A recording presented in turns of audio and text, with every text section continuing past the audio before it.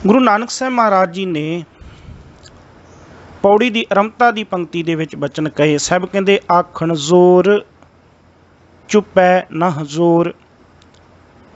आखण सिहारी आ गई। आखण विच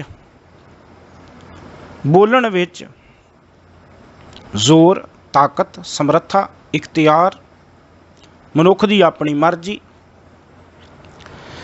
साहब कहते मनुख की अपनी मर्जी दे नाल बोलण दे विच कोई ताकत नहीं है।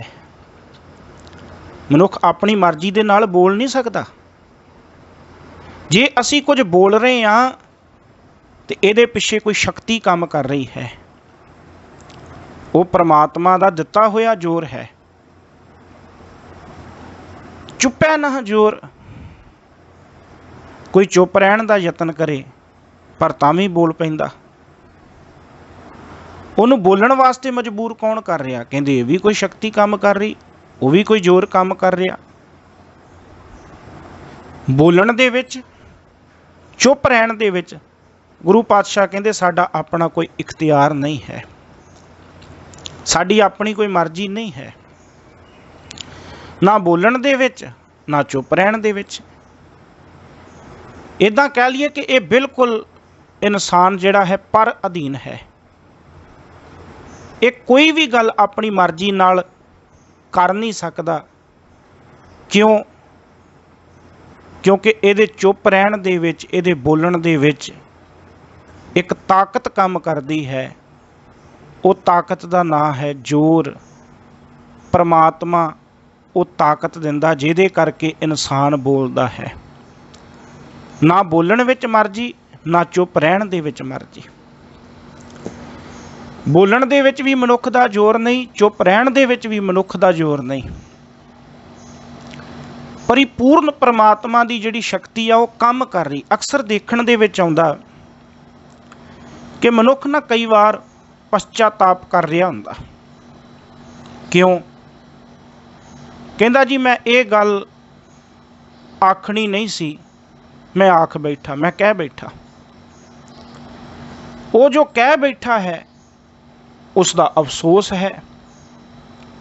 ऐसा भी कई बारी वेखण विच आउंदा कि कई बारी मनुख कह दिंदा है ये गल मैनू आखनी चाहिदी सी, मैनू कहनी चाहिदी सी, पता नहीं मैं क्यों चुप रह गया, पता नहीं मैं उत्थे किवें चुप बैठा रहा, मैं ये गल कह देनी सी, मैं चुप क्यों रह गया। तो गुरु नानक साहब महाराज कहंदे एक अगम्मी शक्ति काम कर रही है तेरे चुप रहन विच भी, तेरे बोलण विच भी। उंज भी उहदी रसना उसकी शक्ति नाल ही बोल रही है। मैं एक बेनती करां, जे बोलना ते चुप रहना मनुख दे अपने हत्थ विच हुंदा ते कई बारी जीवन दे विच ऐसियां घटनावां आप जी ने देखियां होणगियां। एक बजुर्ग बैड दे उपर पिया है, उहदा परिवार आले दुआले खड़ा है। वो बजुर्ग अपने परिवार नूं कुछ बोल के कहना चाहुंदा है पर उहदे कोलों बोलिया नहीं जा रहा, जुबान तो उहदे कोलों शब्द निकल नहीं रहे। हाँ ये क्लीयर है कि वो कुछ दसना चाहुंदा है। परिवार ने उहदियां हरकतां नूं देख के कि कुछ कहना चाहुंदे ने, बोलना चाहुंदे ने, नहीं बोलिया जा रहा। उन्हां दे हत्थ दे विच एक कागज़, नोटबुक और नाल पेन दे दिता कि शायद लिख के दस देण। पर हैरानी की गल वो कुछ लिख के भी नहीं दस सके। वो गल जिहड़ी कहनी चाहुंदे सी, दसनी चाहुंदे सी, वो बजुर्गां दे नाले चली गई।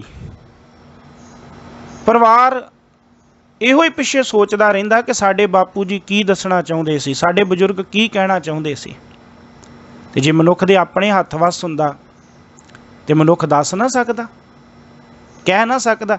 इस करके गुरु नानक साहब महाराज कहंदे मनुख दे अपने बोलण विच ते चुप रहण दे विच कोई भी इख्तियार नहीं है, कोई भी जोर नहीं है। जोर ना मंगण देण ना जोर। साहब कहंदे ना मंगण विच ही साडा जोर है, मन मर्जी है, ते ना ही देण दे विच। मंगण दे विच भी साडा कोई जोर नहीं, देण दे विच भी साडा कोई जोर नहीं। अक्सर कई बारी आपां कहने आ कि मैं दिता। साहब कहते तू कौन आ देने वाला? ਇਹ ਤੇ ਕੋਈ ਰੱਬੀ ਤਾਕਤ ਕੰਮ ਕਰ ਰਹੀ ਹੈ, ਜਿਹਦੇ ਕਰਕੇ ਕੋਈ ਮੰਗ ਰਿਹਾ ਹੈ।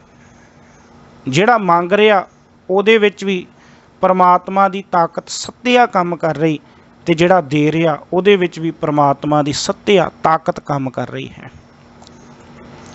ਨਾ ਮੰਗਣ ਦੇ ਵਿੱਚ ਮਰਜ਼ੀ ਹੈ, ਨਾ ਦੇਣ ਦੇ ਵਿੱਚ ਮਰਜ਼ੀ ਹੈ। ਜ਼ੋਰ ਨਾ ਮੰਗਣ, ਦੇਣ ਨਾ ਜ਼ੋਰ। ਨਾ ਮੰਗਣ ਵਿੱਚ ਮਰਜ਼ੀ ਚੱਲਦੀ, ਨਾ ਦੇਣ ਵਿੱਚ ਮਰਜ਼ੀ ਚੱਲਦੀ। ਅਕਸਰ ਐਸਾ ਦੇਖਣ ਦੇ ਵਿੱਚ ਆਉਂਦਾ ਹੈ ਕਿ ਜਿਹੜੇ ਮੰਗਣ ਵਾਲੇ ਨੇ ਨਾ, ਉਹ ਹੱਥ ਕਰ ਕਰਕੇ ਮੰਗ ਰਹੇ ਨੇ। ਅੰਦਰੋਂ ਇਹ ਗੱਲ ਮੰਨਦੇ ਨੇ ਕਿ ਨਹੀਂ, ਇਹ ਠੀਕ ਨਹੀਂ ਕੰਮ। ਮੈਂ ਮੰਗ ਰਿਹਾ, ਉਹਦੀ ਜ਼ਮੀਰ ਨਹੀਂ ਮੰਨਦੀ ਮੰਗਣ ਵਾਸਤੇ, ਪਰ ਉਹ ਮਜਬੂਰੀ ਦੇ ਕਰਕੇ ਫਿਰ ਵੀ ਮੰਗਦਾ ਹੈ।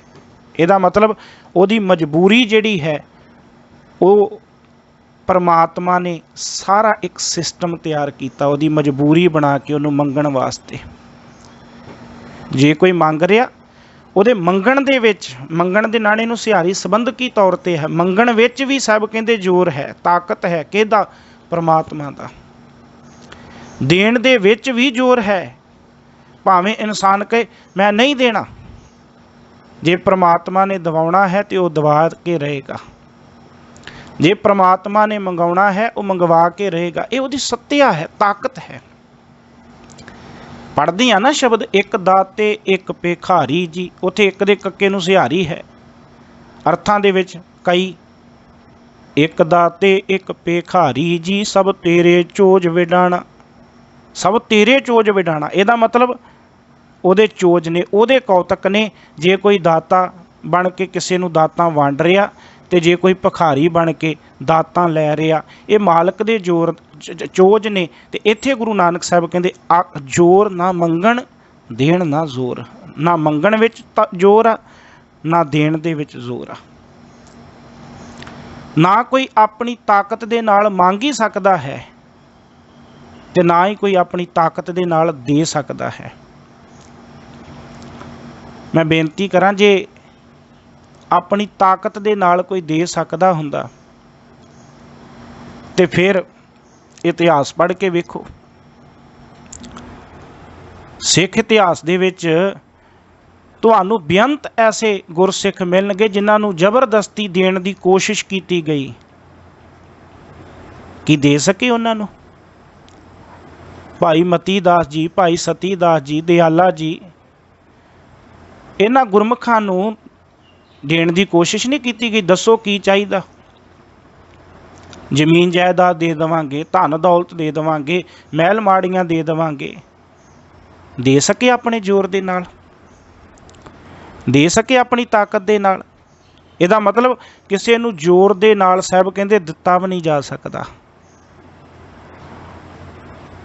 ਉਹ ਦੇਣ ਦੇ ਵਿੱਚ ਵੀ ਪਰਮਾਤਮਾ ਦੀ ਤਾਕਤ ਕੰਮ ਕਰ ਰਹੀ ਹੈ। ਇਸ ਕਰਕੇ ਨਾ ਮੰਗਣ ਦੇ ਵਿੱਚ ਜ਼ੋਰ ਹੈ, ਤਾਕਤ ਹੈ, ਨਾ ਦੇਣ ਦੇ ਵਿੱਚ ਸਾਡੀ ਤਾਕਤ ਹੈ। ਜੇ ਕੋਈ ਮੰਗ ਰਿਹਾ, ਉਹਦੇ ਵਿੱਚ ਵੀ ਇੱਕ ਪਰਮਾਤਮਾ ਦੀ ਤਾਕਤ ਕੰਮ ਕਰ ਰਹੀ। ਜੇ ਕੋਈ ਦੇ ਰਿਹਾ, ਉਹਦੇ ਵਿੱਚ ਵੀ ਪਰਮਾਤਮਾ ਦੀ ਤਾਕਤ ਕੰਮ ਕਰ ਰਹੀ ਹੈ। ਜ਼ੋਰ ਨਾ ਮੰਗਣ, ਦੇਣ ਨਾ ਜ਼ੋਰ। ਕਈ ਵਾਰੀ ਬੰਦਾ ਕਹਿੰਦਾ ਮੈਂ ਜੀ ਇਹ ਚੀਜ਼ ਉਹਨੂੰ ਦੇਣੀ ਨਹੀਂ ਸੀ, ਇਹ ਚੀਜ਼ ਮੈਨੂੰ ਦੇਣੀ ਨਹੀਂ ਸੀ ਚਾਹੀਦੀ, ਮੈਂ ਦੇ ਬੈਠਾ। ਜੇ ਤੂੰ ਦੇ ਬੈਠਾ ਤਾਂ ਗੱਲ ਸਪਸ਼ਟ ਹੋ ਗਈ ਵੀ ਤੇਰਾ ਜ਼ੋਰ ਨਹੀਂ, ਜ਼ੋਰ ਕਿਸੇ ਹੋਰ ਦਾ ਕੰਮ ਕਰ ਰਿਹਾ। ਅੱਜ ਤੱਕ ਇਹ ਅਨੁਭਵ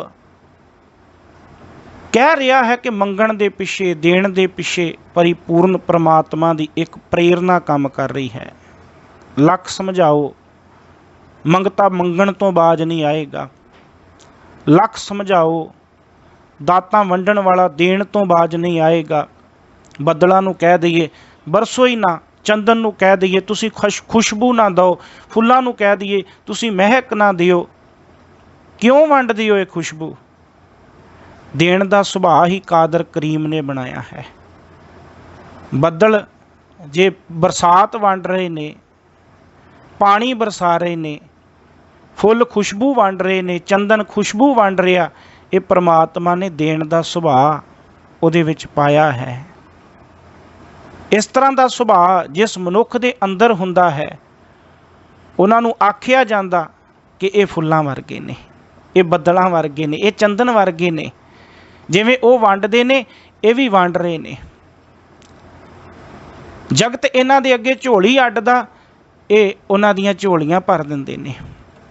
ਇਹਦਾ ਮਤਲਬ ਇੱਕ ਦਾਤੇ ਇੱਕ ਭਿਖਾਰੀ ਜੀ, ਸਭ ਤੇਰੇ ਚੋਜ ਵਿਡਾਣਾ, ਜ਼ੋਰ ਨਾ ਮੰਗਣ ਦੇਣ ਨਾ ਜ਼ੋਰ। ਸਾਹਿਬ ਕਹਿੰਦੇ ਨਾ ਮੰਗਣ ਵਿੱਚ ਜ਼ੋਰ ਹੈ, ਨਾ ਦੇਣ ਦੇ ਵਿੱਚ ਜ਼ੋਰ ਹੈ।